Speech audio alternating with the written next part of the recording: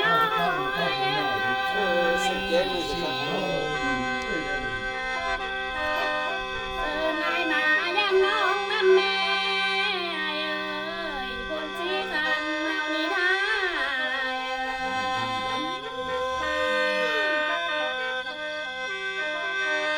น้องได้ยินน้อข่าวเบา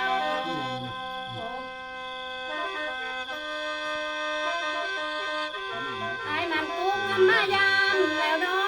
งไอ้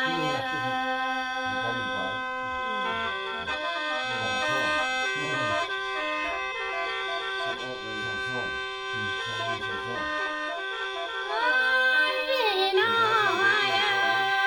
ย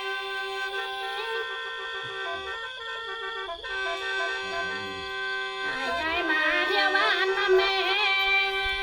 สิเกทิ้งรักสาวนะแม่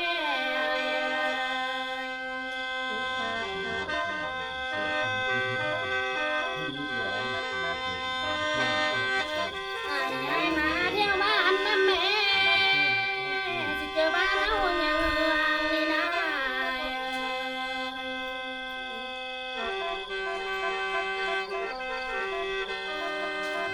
ยายมาเที่ยวบ้านนะแม่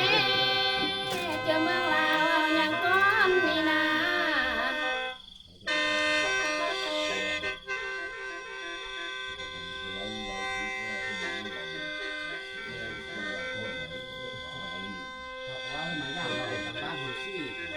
ยายมาน้องกินข้าวจะยาบ้านพ้นสีนำเด้อไอ้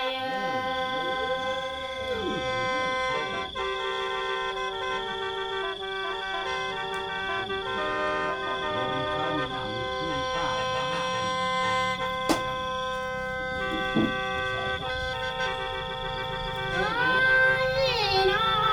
ยเอ้ย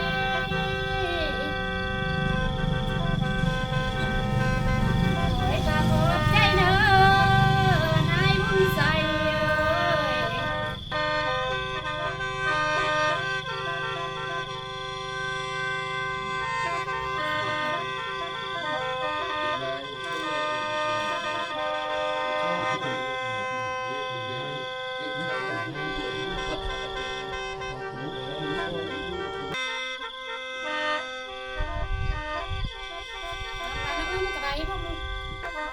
เอ้ย น้อยเอ้ย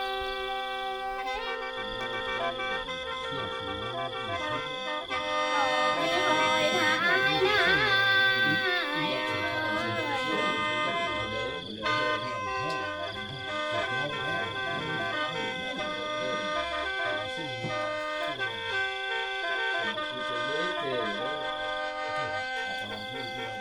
นกเจ้าคอยป่า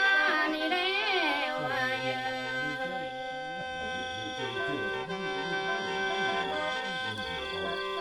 นี่คอยทางสายเอ้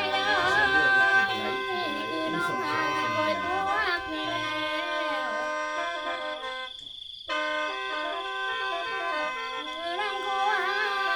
กอยู่คอยทางแต่คนนี่แล้ว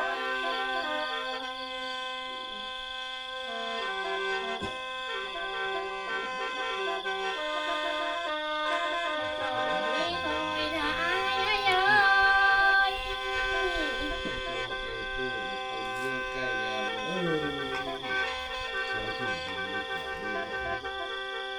โอ้ยน้อยเอ้ยนี่ไอ้มายามน้องแม่แม่เอ้ยไอ้มากินผักน้องหานี่แม่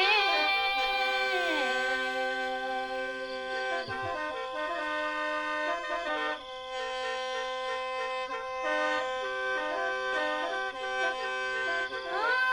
ยน้อยเอ้ย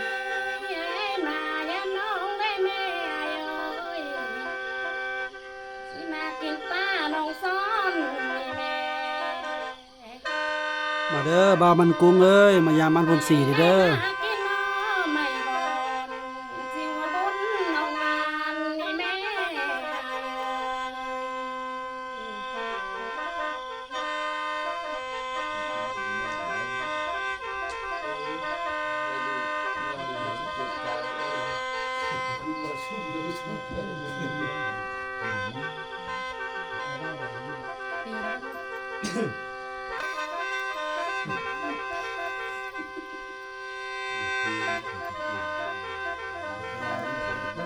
โอ้ยน้อยเอ้ยก็นี่ลำมาฮอดนี่นายเอ้ยสิความลำก็ลาก่อนนายเอ้ย โอ้ยพรให้ทานสบายบ้านหมดทุกคนเลยเด้อ